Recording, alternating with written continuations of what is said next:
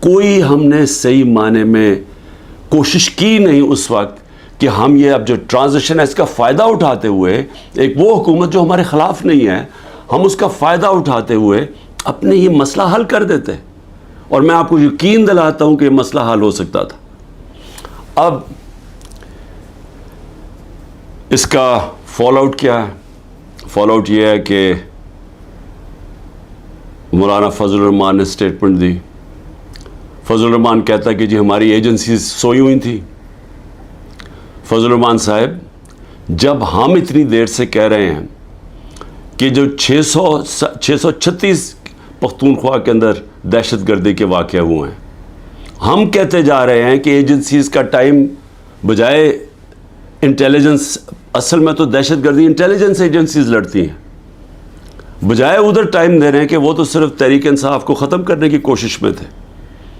جو تحریک انصاف کے گھروں میں رشتہ داروں کو اٹھایا جا رہا ہے, ان کو ٹریک کیا جا رہا ہے, ان کے فون کال ٹریک کیے جا رہے ہیں, جیو فینسنگ کی جا رہی ہے جس طرح ہم کوئی غیر ملکی, ہم کوئی دشمن ہیں. اور وہ جو کام کرنے والا تھا وہ کام کیا نہیں, اس سے بڑھتی جا رہی ہے ساری دہشت گردی. اور خاص طور پہ پختونخوا کی پولیس کے اوپر, اسپیشلی جو پولیس کے اوپر اب اس وقت ان کا شہادتیں ہو رہی ہیں, اب اس کا کون ذمہ دار ہوگا؟ لیکن اس سے اور بھی آگے چلیں, جو پختونخوا کے لوگوں کے اندر اس وقت غصہ ہے. پی ٹی ایم کیوں بنی تھی؟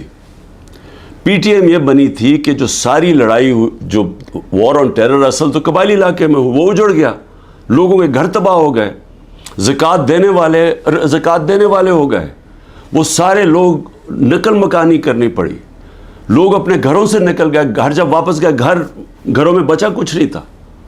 سوات کے لوگوں سے, ملاکنڈ کے لوگوں سے بھی یہی ہوا. وہ جب سارے نکلے وہاں سے باہر, جب تک واپس گئے وہ بھی زکوٰۃ دینے والے, زکوٰۃ لینے والے بن گئے. تو سب کو وہ یاد ہے, بڑی تکلیفیں انہوں نے اٹھائی, قربانیوں تو ساری اس علاقے نے دی. سب سے زیادہ جو ایک تو آپریشنز میں طالبان اور ملٹری کے بیچ میں بیچارے وہ پس گئے, اوپر سے ڈرون اٹیکس, 400 ڈرون اٹیکس کر دیے. ڈرون اٹیکس کا بھی جو سارا جو بدلہ لیا جاتا تھا وہ پاکستانی فوجیوں کے ساتھ اور پولیس کے اوپر, دونوں طرف پاکستانیوں کو نقصان ہو رہا تھا. جبکہ حکمران ایک منہ سے آواز نہیں نکلتی تھی, کیونکہ امریکی نہ ناراض ہو جائیں کہ ڈرون اٹیکس کبھی ہوا ہی نہیں ہے دنیا میں کہ جس ملک آپ کا جس کے لیے جنگ لڑنا ہے وہ آپ ہی کے اوپر حملہ کرے.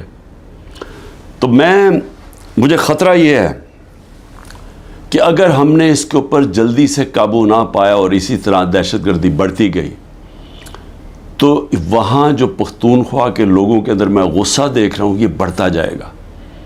اور یہ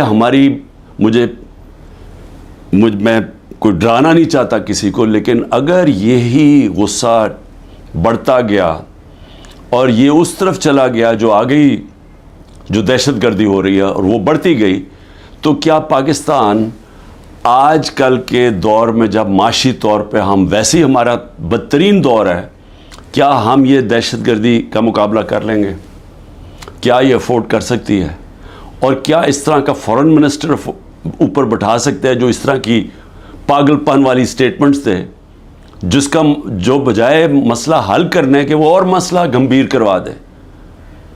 تو مجھے آج اس کے اوپر خاص طور پہ مجھے یہ خوف سا آ رہا ہے کہ یہ چیزیں ہمارے ہاتھ سے نکل جائیں گی, کیونکہ جو اوپر بیٹھے ہوئے حکمران ان کی سوچ ہی کچھ اور ہے, اور سوچ تو ہمارے سامنے آئی گئی ہے.